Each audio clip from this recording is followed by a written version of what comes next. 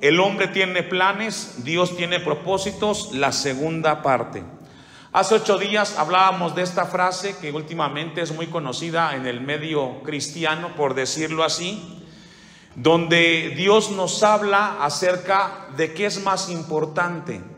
El capítulo 7 del segundo libro de Samuel nos habla de lo que es el pacto davídico, es decir, es un pacto irrevocable que Dios tiene con David acerca de su descendencia. A David le nació en su corazón construirle templo a Dios. Vio dónde se encontraba él y dijo: no es posible que yo, viviendo entre cedros, en palacio, la casa del Dios viviente, no tenga dónde estar. Y de ahí nace un pacto que vamos a ver con la ayuda de Dios esta tarde. Pero quiero retomar un poco acerca de la frase: el hombre tiene planes y Dios tiene propósitos. Hace 8 días yo le decía a usted que esta frase significa que Dios tiene planes y objetivos más profundos que los nuestros. También esta frase significa que debemos de confiar en la voluntad de Dios, porque su visión es mucho más grande que la nuestra, hermanos. Amén.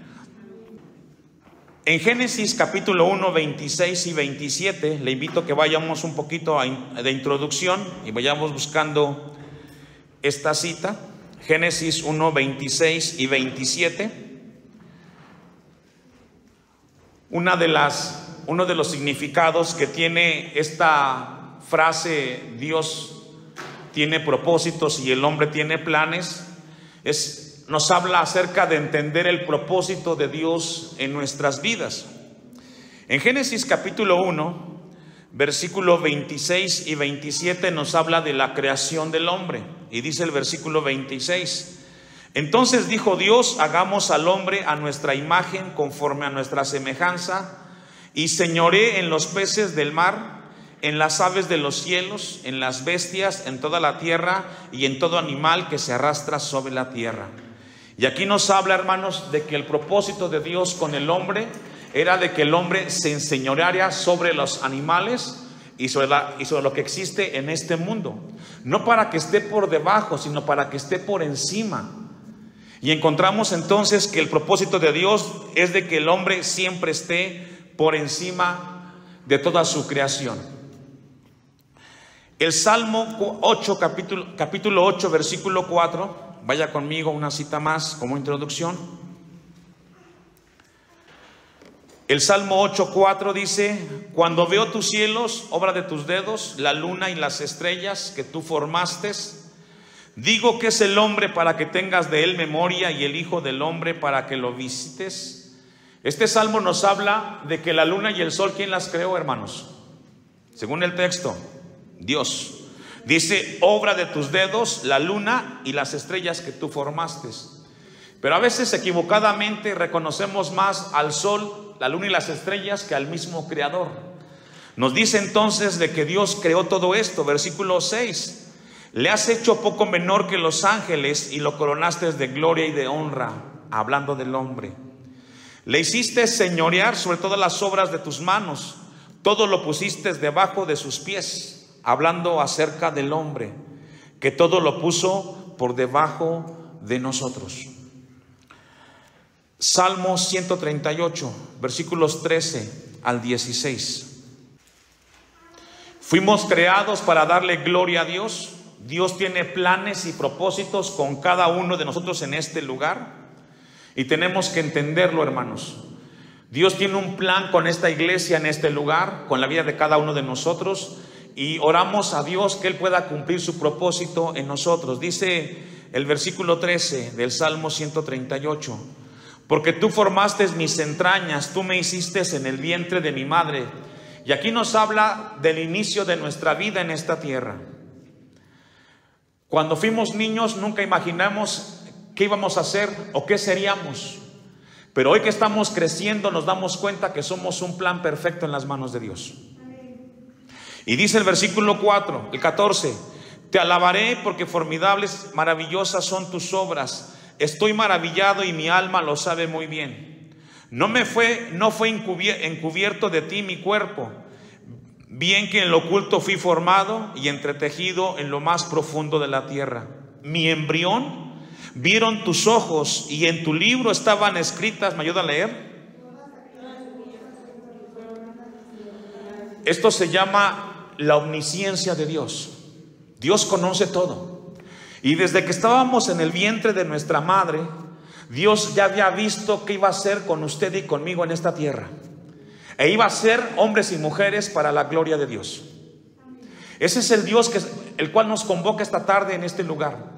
No estamos aquí para cumplir con un programa, con una liturgia de un culto más. Estamos aquí para seguir caminando en el propósito de Dios, que es prepararnos para el encuentro con nuestro Dios. Dice el texto 16, mi embrión viera en tus ojos. Imagínese ese momento, insignificante quizás para nosotros, pero desde ahí ya Dios estaba viendo qué iba a hacer con cada uno de nosotros. Y en tu libro, es decir, ya Dios había visto y también se había adelantado para escribir que nosotros seríamos una iglesia que en este lugar iba a bendecir su nombre a través de nuestra vida y de nuestro testimonio, hermanos. Es por ello que tenemos que tener la certeza de que Dios no se equivoca y que cada día que nos reunimos tiene Dios un propósito con cada uno de nosotros. Amén. Dicho lo anterior, vamos a ir al segundo libro de Samuel, capítulo 7, y vamos a ir un poco de contexto solamente para iniciar el versículo 18, que es donde iniciamos nuestro estudio en esta tarde. Dice el versículo 1, usted me va alcanzando. Segundo libro de Samuel 7:1. Aconteció que cuando ya el rey habitaba en su casa, después que Jehová le había dado reposo de todos sus enemigos en derredor, Dios de manera soberana había cuidado a David. Y después de muchas batallas con los filisteos, Dios le dio descanso. Y qué importante es descansar en las manos de Dios.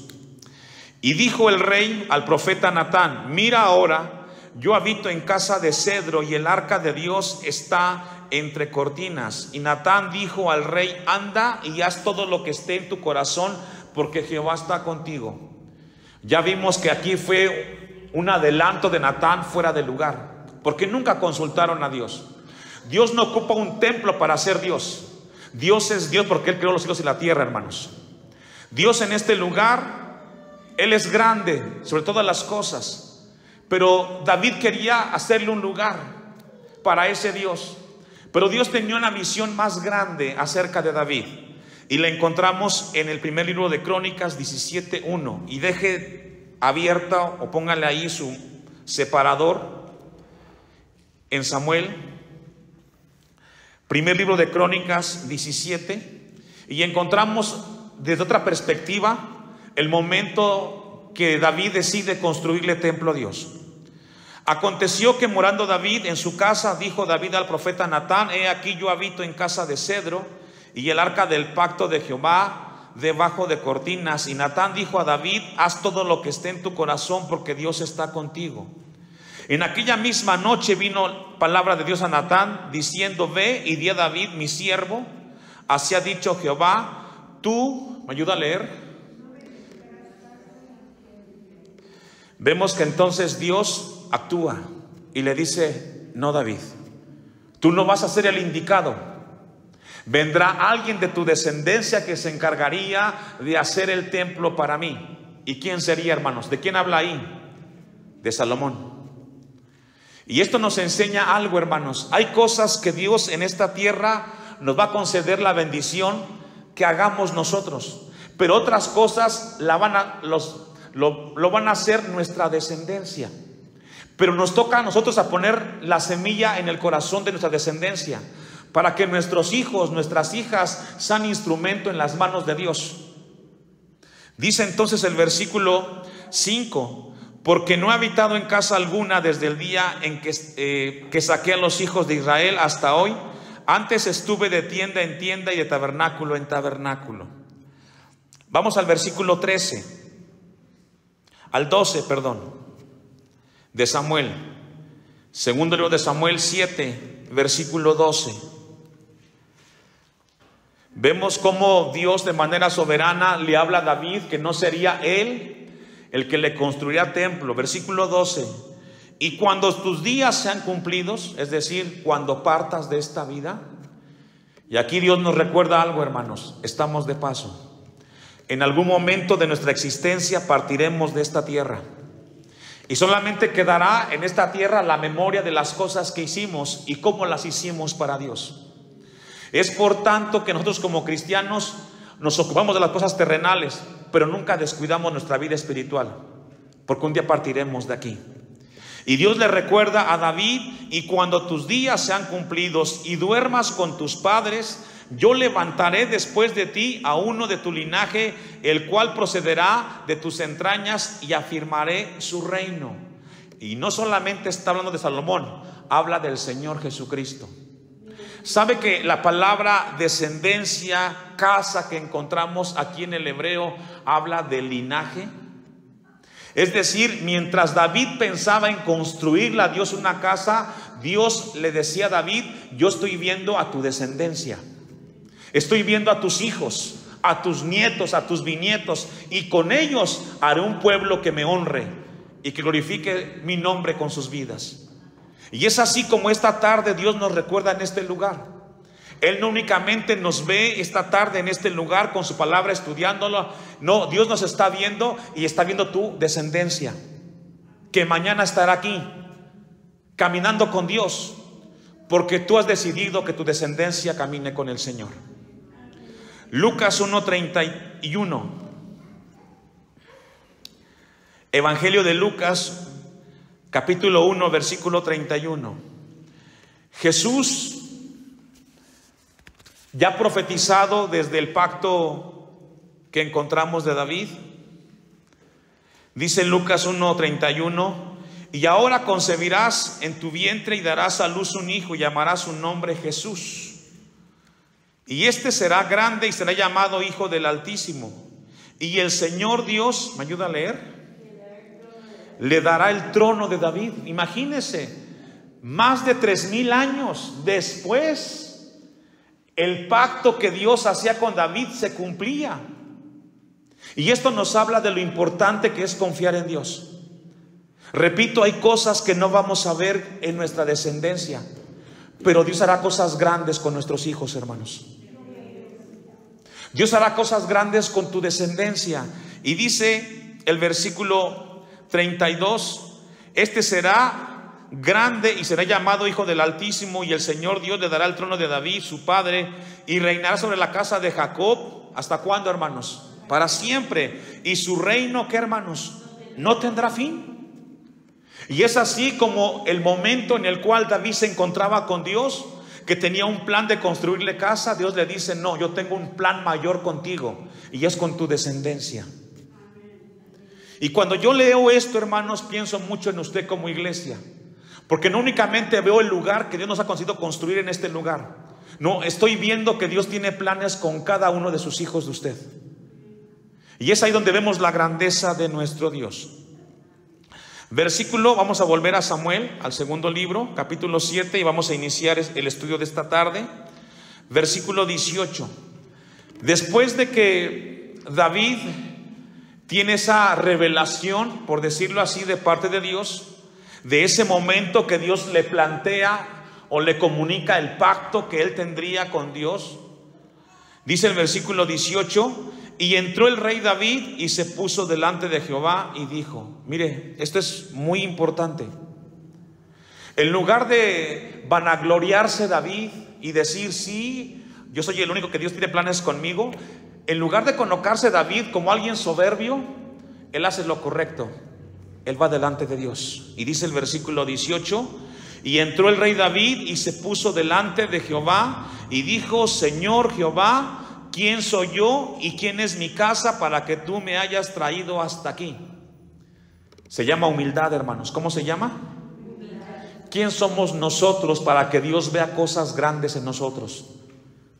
Allá afuera quizás somos gente insignificante para la sociedad, pero somos instrumento valioso en las manos de Dios. Quizás para el mundo somos personas comunes, somos personas que son comunes y corrientes, pero en las manos de Dios somos gente con un valor eterno. Y es lo que David le está diciendo.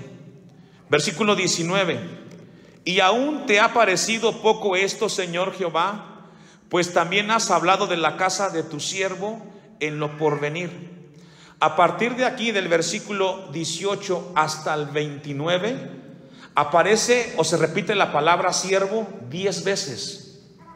¿Por qué?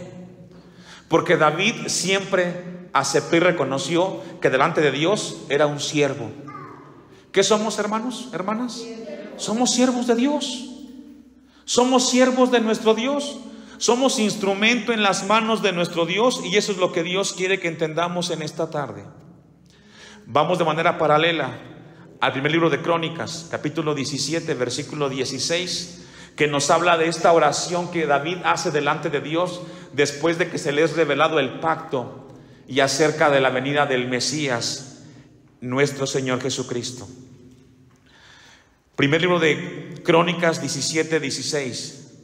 Y entró el rey David y estuvo delante de Jehová y dijo: Jehová Dios, ¿quién soy yo y cuál es mi casa para que me hayas traído hasta este lugar?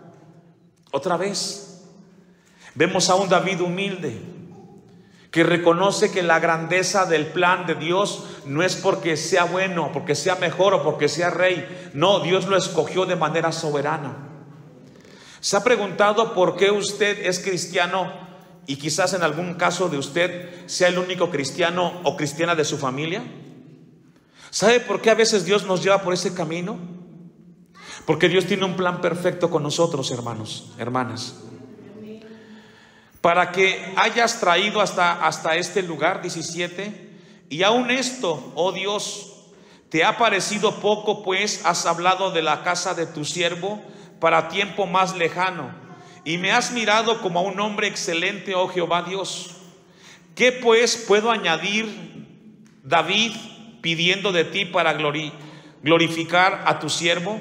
Mas tú conoces a tu siervo, oh Jehová, por amor de tu siervo, según tu corazón, has hecho toda esta grandeza para hacer notorias todas tus grandezas. ¿Qué es lo que estamos leyendo? David reconociendo que lo que Dios iba a hacer con su descendencia iba a ser algo maravilloso, algo grandioso. No por lo que David era, sino por la grandeza de Dios. Yo le hago una pregunta a usted: ¿cuál es la diferencia entre David y nosotros? ¿Cuál es la diferencia entre David, el rey de Israel, y nosotros? ¿Sabe cuál es la diferencia? Que David ya vivió su vida, y usted y yo estamos viviendo nuestra vida en este tiempo, porque Dios es el mismo. Él no cambia. Él sigue haciendo cosas grandes con cada uno de nosotros, hermanos. Amén. Vamos a regresar al segundo libro de Samuel y continuemos leyendo el momento que tiene David con Dios. Versículo 23. ¿Y quién como tu pueblo, como Israel, nación singular en la tierra? ¿Por qué fue Dios para rescatarlo por pueblo suyo y para ponerle nombre y para hacer grandezas a su favor? Y aquí nos habla de la soberanía de Dios. ¿Cuál es la diferencia entre Israel y todas las naciones del mundo? La única diferencia es que fue Dios quien eligió a Israel para ser su pueblo. ¿Quién nos escogió a nosotros, hermanos? ¿Por qué estamos aquí? ¿Cuál es la razón que nos trae a congregarnos? Y la respuesta es de que Dios de manera soberana nos eligió, nos escogió, porque Él quiere glorificar su nombre a través de nuestras vidas. No por nuestra capacidad, sino por la grandeza de Dios. Versículo 22. Porque tú estableciste a tu pueblo Israel por pueblo tuyo para siempre, y tú, oh Jehová, fuiste a ellos. ¿Qué dice, hermanas? Por Dios. Versículo 25, estoy en el segundo libro de Samuel 7. Ahora pues, Jehová Dios, confirma para siempre la palabra que has hablado sobre tu siervo y sobre su casa, y haz conforme a lo que has dicho. Fue lo único que hizo David. Si tú ya lo dijiste, Dios, lo único que espero es que tú hagas las cosas que has prometido a tu siervo. Y esto es importante, que Dios quiere que tengamos presente esta tarde delante de Dios, hermanos. Que podamos ver la grandeza de Dios en nuestras vidas. ¿Cuántos dicen amén? Amén. Apocalipsis 19, hermanos, versículo 1. En Apocalipsis 19, versículo 1, no vamos a leer todo el capítulo, pero nos habla acerca del tiempo futuro, porque recordemos que Dios hace un pacto con David, se le llama pacto irrevocable. ¿Qué significa esto? Que Dios va a cumplirlo sí o sí. Con Jesucristo, nuestro Señor. Versículo 1. Después de esto oí una gran voz de gran multitud en el cielo que decía: aleluya, salvación y honra y gloria y poder son del Señor Dios nuestro, porque sus juicios son verdaderos y justos, pues ha juzgado a la gran ramera que ha corrompido a la tierra con su fornicación y ha vengado la sangre de sus siervos de la mano de ella. Otra vez dijeron aleluya, y el humo de ella sube por los siglos de los siglos. Vamos al versículo 13. Estaba vestido de una ropa teñida en sangre, y su nombre es el Verbo de Dios. Y los ejércitos celestiales, vestidos de lino finísimo, blanco y limpio, le seguían en caballos blancos. De su boca sale una espada aguda para herir con ella a las naciones, y él las regirá con vara de hierro. ¿De quién está hablando aquí? La respuesta es del Señor Jesucristo.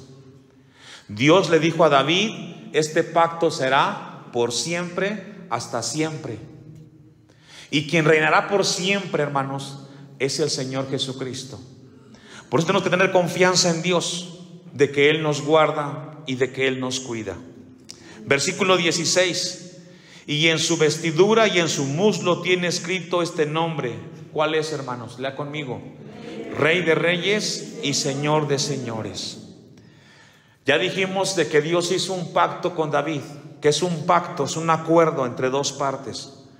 Pero antes de este pacto, Dios había hecho 3 pactos anteriormente. Vamos a ver rápidamente para concluir el estudio.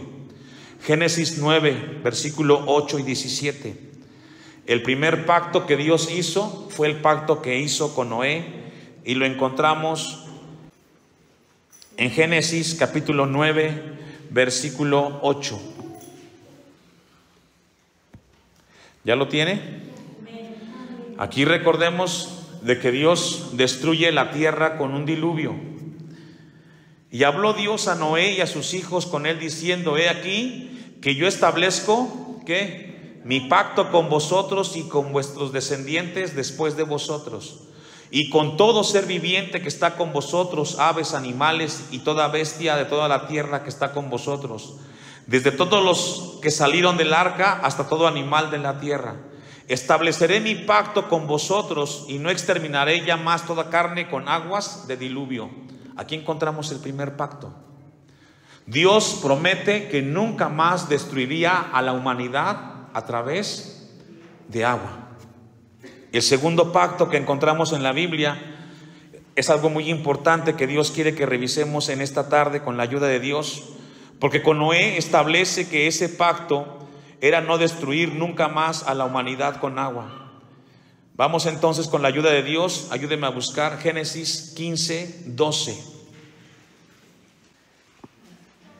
Libro del Génesis 15, versículo 12.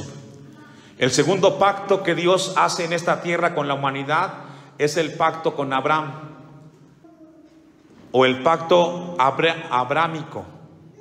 Versículo 12. Mas a la caída del sol sobrecogió el sueño a Abraham, y he aquí que el temor de una grande oscuridad cayó sobre él. Entonces Jehová dijo a Abraham: ten por cierto que tu descendencia morará en tierra ajena y será esclava ahí, y será oprimida 400 años. Mas también a la nación a la cual servirán juzgaré yo, y después de esto saldrá con gran riqueza. Y tú vendrás a tus padres en paz y serás sepultado en buena vejez. Imagínese todo lo que Dios le está diciendo a Abraham. Tu descendencia, Abraham, será grande, pero también será esclava por un tiempo. Y aquí le habla el tiempo. Y después le dice que lo iba a bendecir grandemente. Versículo 16. Y en la 4ª generación volverá acá, porque aún no ha llegado a su colmo la maldad del amorreo hasta aquí. Y sucedió que el sol, y ya oscurecido, aún no hallaba su colmo. Y sucedió que puesto el sol, ya oscurecido, se veía un horno humeando y una antorcha de fuego que pasaba entre los animales divididos. En aquel día hizo Jehová un pacto con Abraham, diciendo: a tu descendencia daré esta tierra, desde el río de Egipto hasta el río grande, el río Éufrates. ¿Sabe dónde está ubicado hoy Israel? En el mismo lugar que Dios le dijo aquí a Abraham.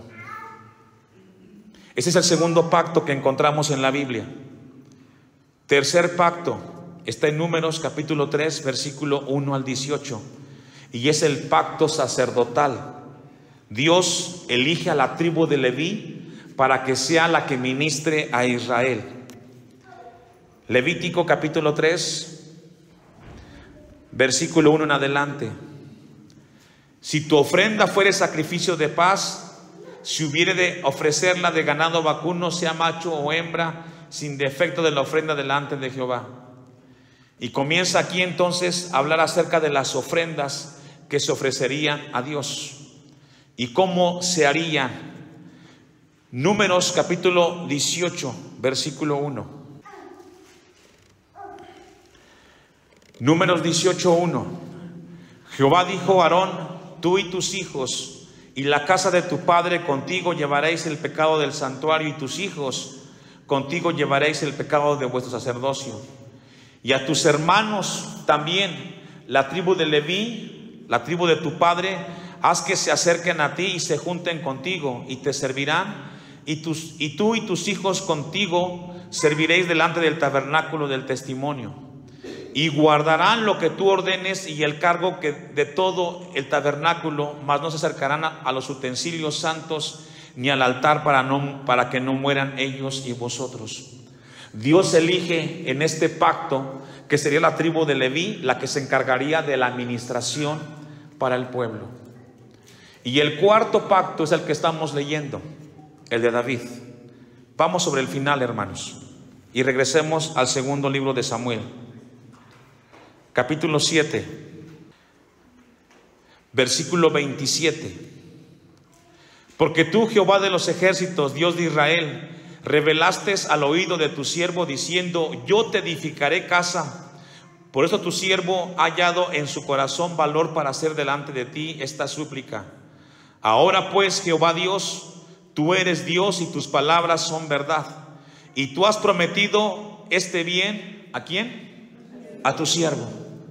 10 veces se repite la palabra siervo. Siempre se dirigió David hacia su creador como el siervo, aquel que hace la voluntad de su Señor. Versículo 29. Ten ahora bien bendecir que la casa de tu siervo, para que permanezca perpetuamente delante de ti. Y aquí encontramos un principio. La bendición de Dios es importante en nuestro hogar, hermanos. La bendición de Dios es importante con nuestra familia, en nuestra casa, en nuestras vidas, para que nuestra descendencia pueda cumplir el propósito que Dios tiene en nuestras vidas. Dice el texto: ten ahora bien bendecir la casa de tu siervo, para que permanezca perpetuamente. Si Jehová no edifica la casa, ¿qué dice, hermanos? En vano es que trabajemos. Si Dios no es el que está en el hogar, por mucho que hagamos, no tendrá fuerza la familia. Necesitamos que Dios sea el fundamento de nuestra familia, hermanos. Porque tú, Jehová Dios, lo has dicho, y con tu bendición será bendita la casa de tu siervo para siempre. Jesús lo dijo así: separados de mí, nada podéis hacer. Es mejor caminar con Dios que lejos de Dios, hermanos. Esta tarde llegamos y concluimos este capítulo 7 recordando que Dios tiene un propósito y un objetivo mayor con nosotros y con nuestra descendencia. Caminemos con Dios. Preguntémosle a Dios: ¿qué quieres o qué ves en mi familia, Señor? Solamente te pido que me ayudes a cumplir tu voluntad en mi vida.